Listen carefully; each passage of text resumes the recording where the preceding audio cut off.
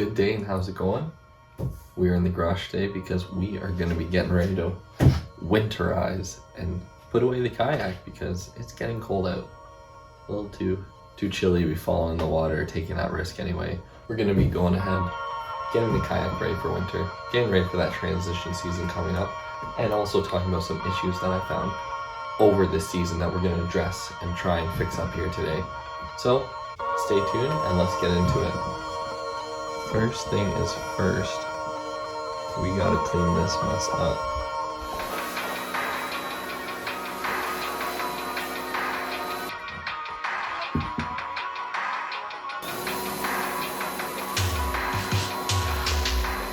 Right now is a great time to go through your boater safety kit, make sure that everything's operational, that it works, and that it's ready to go next season. So it's a good thing I checked because I just found out this flashlight's not working.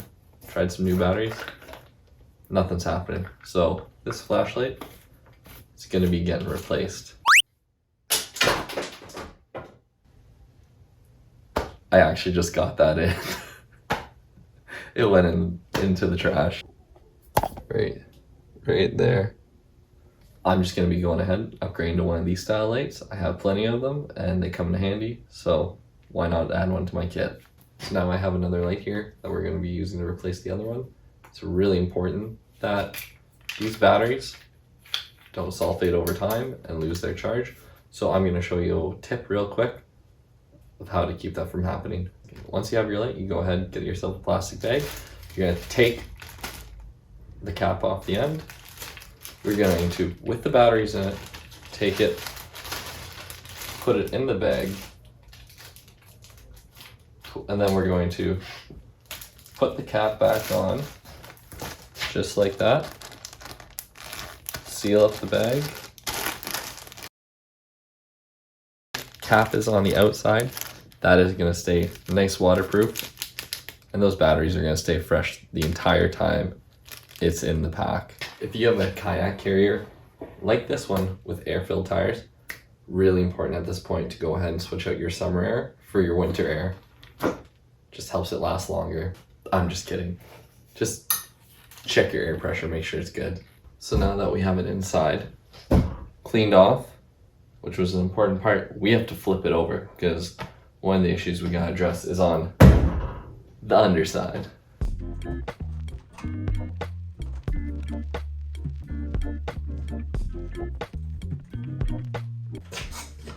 There we go. We're on the underside now. The main issue that we want to look at on the underside is on the keel. Now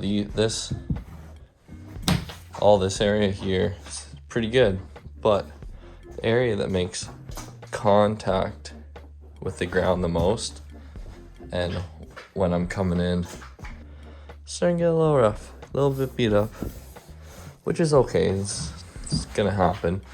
But what if when we store it this winter and we come to get back out, we don't have to worry about that being an issue next summer, next fall, next spring, ever again while we're out in the water.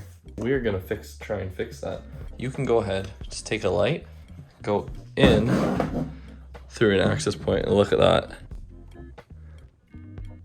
We gotta go ahead and take care of that because it's getting really thin. It's getting wafer thin. Right now it looks like it's a jack-o'-lantern ready to go on my front stoop for Halloween, so let's take care of that. Today we're going to be using these rapid fix patches that are UV light activated. Through my career I've had opportunities to get to use fiberglass and resin to fix up some hoods, to fix up some trucks, do some basic body work with. Not my favorite thing to do, to be honest. That's why when I saw these patches that you just slap on and they're UV activated, I thought that was a great idea. So we're going to try it out today. This stuff looks great. You just go ahead, slap it on. It's flexible. It bonds within 10 minutes on a sunny day or under UV light, 50 minutes on a cloudy day, and you're good to go.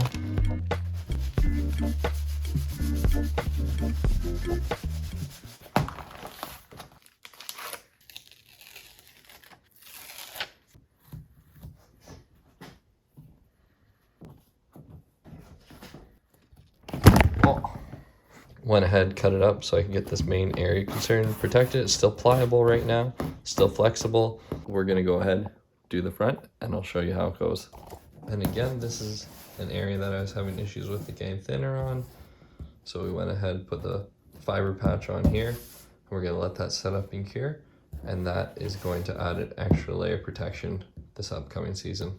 Honestly, I have to say working with this fiber patch has been great. And I would suggest this to anyone. If you need to go ahead and do what I did here and you to just make a reinforcement area on your kayak, or you even have a hole in your kayak or your canoe while you're out on the water, you just take it out. It's a nice sunny day out.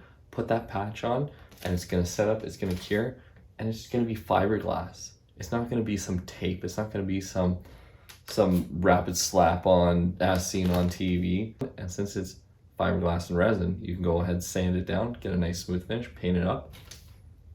Give it a thumbs up, to be honest. So that's the fiber patch rapid fix.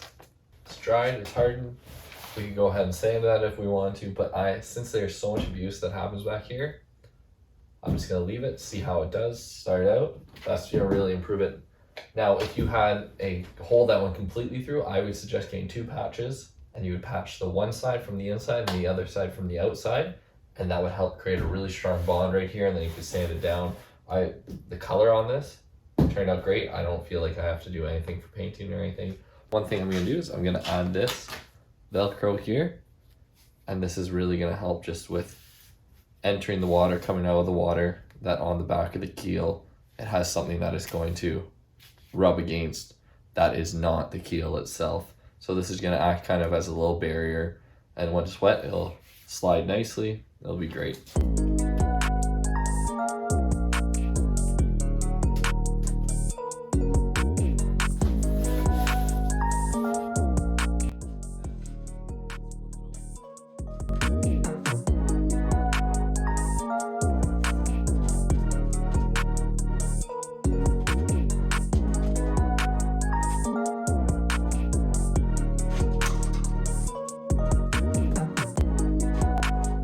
Now for our next step that we're going to do before we take this kayak outside and store it is we are going to take all the electrical connections, all the electrical connectors on here, and we're going to put some dielectric grease on there because we don't want to pull it out and have the green nasties going on everywhere because no one likes that.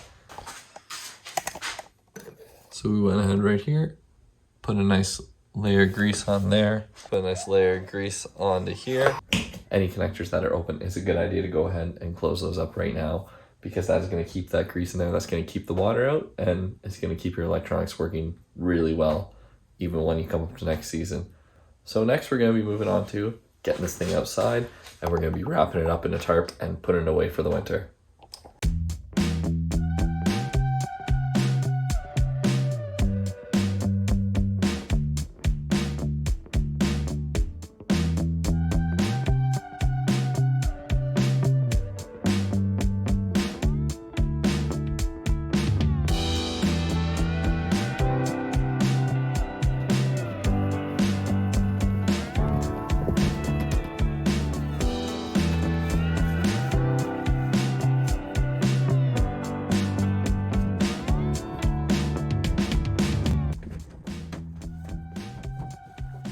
And welcome to this episode of the Struggle Bus. But all joking aside, it's really important when storing a kayak outside that you take some type of measure to protect it from UV light. Because even though it's going to be outside in the winter, there's still a lot of UV light hitting it directly, and that's going to break down that kayak's material, and it's going to fade it, and it's going to be more prone to cracking. So here I'm using this tarp, and it's going to wrap it up, and it's going to keep it protected all winter long. I hope you enjoyed today's video. Please share your kayak winterization tips below, subscribe, and fish on.